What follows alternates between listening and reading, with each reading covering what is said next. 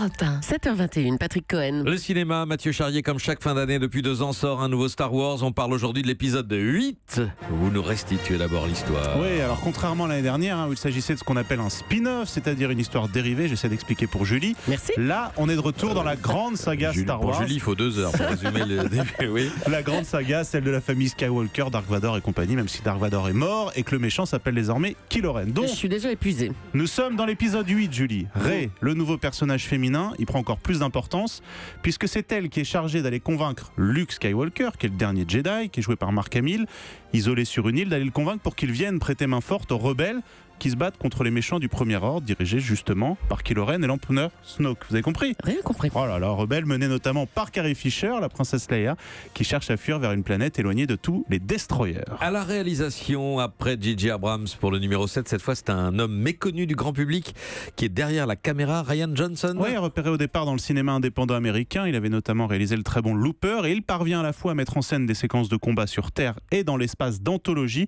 tout en maintenant un équilibre entre vieux et nouveaux personnages. Alors Rian Johnson, vous imaginez un petit bonhomme un peu grassouillé, aux lunettes rectangulaires et qui a franchement l'impression de vivre son rêve de gosse. Pour moi, chaque jour était unique. Je regardais autour de moi et je me disais, c'est pas possible que je sois en train de faire un Star Wars. J'ai grandi avec Star Wars et quand je me suis retrouvé à filmer dans le vaisseau Faucon Millennium ou à cadrer le droïde C3PO ou en train de diriger Luke Skywalker, c'était fou.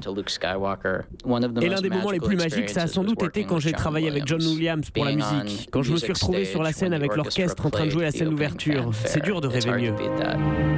Et Disney croit tellement en Rian Johnson que c'est lui qui devra aussi réaliser la nouvelle trilogie Star Wars. Vous n'en avez pas fini, encore une, les épisodes 10, 11 et 12 prévus à partir de 2020. Mais aujourd'hui sort donc l'épisode 8, vous nous le disiez Mathieu. Très réussi, mais... Oui, réussi parce que dans la lignée de l'épisode 7, Disney parvient à la fois à surfer sur la nostalgie tout en inventant de nouveaux personnages. Déjà, il fait de Luke Skywalker une sorte de nouveau Yoda sur son île qui accueillerait. On a l'impression de revivre, vous savez, les grandes scènes d'enseignement du maître Yoda. Ensuite, il y a des moments de combat qui n'ont rien à envier à l'Empire contre-attaque, épisode considéré jusqu'alors par la majorité des fans comme le meilleur de la saga. Donc il y a beaucoup de références, on s'y retrouve, mais effectivement, car il y a un mais, le film dure 2h30. Et parfois se perd un peu, on aurait pu gagner un bon quart d'heure. Et puis mais aussi car comme dans l'épisode 7, le nouveau méchant, Kylo Ren, porté par Adam Driver, n'est de mon point de vue pas au niveau de Dark Vador. On dirait parfois une sorte de gamin capricieux.